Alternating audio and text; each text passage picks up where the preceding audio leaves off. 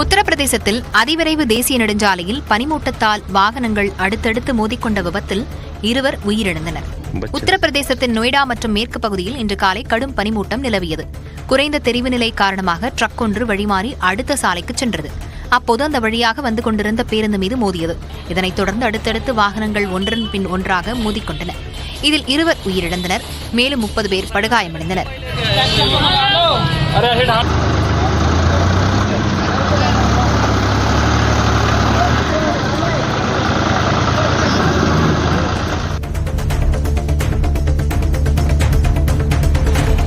திருப்பூரில் டீ கடையில் தகராறில் ஈடுபட்டு பணியாளர்களை தாக்கிய 4 பேர் சிசிடிவி காட்சிகள் அடிப்படையில் கைது செய்யப்பட்டுள்ளனர்.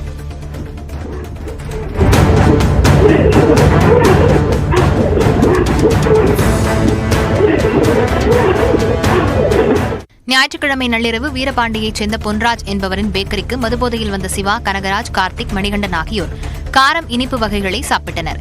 பின்னர் டீ கேட்டபோது அங்கிருந்த ஊழியர்கள் இல்லை என கூறியதால் ஏற்கனவே சாப்பிட்டவற்றுக்கு பணம் தர மறுத்து பணியாளர்களையும் சரமாரியாக தாக்கினர். தகவல் அறிந்து வந்த காவல்துறையினர் 4 பேரையும் காவல் நிலையத்திற்கு அழைத்துச் சென்றனர். இது தொடர்பான சிசிடிவி காட்சிகளின் அடிப்படையில் விசாரணை நடத்திய காவல்துறையினர் 4 பேரையும் கைது செய்துள்ளனர்.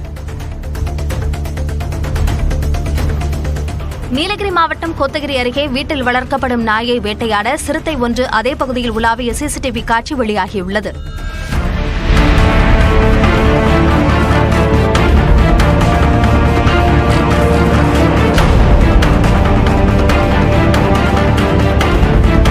அரவணு பெரியார் நகர் பகுதிக்கு நள்ளிரவு நேரத்தில் வந்த சிறுத்தை அங்குள்ள வீட்டில் வளர்க்கப்பட்ட நாயை வேட்டையாட முயன்றது. கம்பி வேலியை தாண்டி உள்ளே செல்ல முடியாததால் நீண்ட நேரமாக ஒரே இடத்தில் உலாவிய சிறுத்தை சிறிது நேரம் நடுசாலையில் படுத்து ஓய்வெடுத்தது. பின்னர் ஏமாற்றத்துடன் அருகாமையில் உள்ள தேயிலை தோட்டத்திற்குள் சென்றது.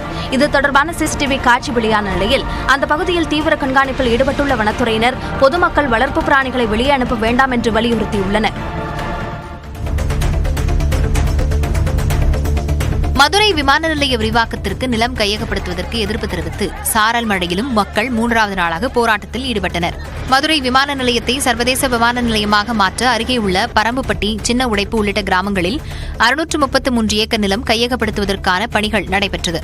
இந்நிலையில் சின்ன உடைப்பு கிராம மக்கள் 2009ஆம் ஆண்டு கணக்கெடுப்பின்படி வழங்கப்பட்ட இழப்பீட்டை தற்போதைய மதிப்பீட்டில் கணக்கிட்டு வழங்க வேண்டும், 3 சென்ட் இடம் ஒதுக்கீடு செய்து வீடு கட்டி தர வேண்டும் என்பன உள்ளிட்ட கோரிக்கைகளை முன்வைத்து போராட்டம் நடத்துகின்றனர். முன்னாள் மத்திய அமைச்சர் தலித் எழில்மலையின் மருமகன் காமராஜ் கொலை வழக்கில் தலித் அமைப்பின் மகளிர் பிரிவு மாநில நிர்வாகிக்கு ஆயுள் தண்டனை விதிக்கப்பட்டுள்ளது. 2014ஆம் ஆண்டு சென்னை கொரட்டூரில் உள்ள அடுக்குமாடி குடியிருப்பில் வழக்கறிஞர் காமராஜ் மயங்கி விழுந்து உயிரிழந்தார். அவரை அடித்து கொலை செய்ததாக தலித் அமைப்பின் மகளிர் பிரிவு மாநில நிர்வாகி கல்பனா, ஆனந்தன், கார்த்தி ஆகியோர் கைது செய்யப்பட்டனர். இது தொடர்பான வழக்கை திருவள்ளூர் மாவட்ட நீதிமன்றம் விசாரித்து வந்த நிலையில் உச்சநீதிமன்ற உத்தரவுப்படி 2015ஆம் ஆண்டு முதல் மதுரை மாவட்ட முதன்மை நீதிமன்றம் விசாரித்தது. இந்த நிலையில் இன்று கல்பனாவை குற்றவாளியாக அறிவித்த நீதிமன்றம் ஆயுள் தண்டனையும் 5000 ரூபாய் அபராதமும் விதித்துள்ளது.